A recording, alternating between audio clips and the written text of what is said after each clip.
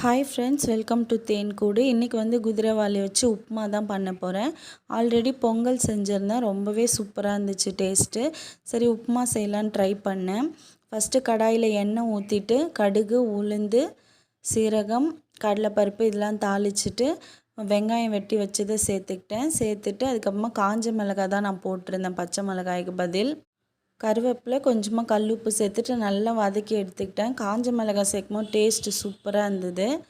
ஒரு class குதிரைவாலிக்கு 3 class தண்ணி வந்து சேர்த்துட்டு நல்லா கொதிக்க விட்டுட்டு நம்ம எப்பவும் போல் ரவை சேர்க்குற மாதிரி குதிரைவாலியை சேர்த்து நல்லா மிக்ஸ் பண்ணிவிட்டு தண்ணி அப்சர்வ் ஆனதும் ஒரு 5 மினிட்ஸ்க்கு வந்து நல்லா லோ ஃப்ளேமில் குக் பண்ணி எடுத்துக்கிட்டேன். செம்ம சூப்பராக இருந்தது. உப்புமா மாதிரியே தான் இருந்தது. கடைசியாக கொஞ்சம் நெய் விட்டு அது சர்வ் பண்ணும்போது செம்ம சூப்பராக இருக்கும்.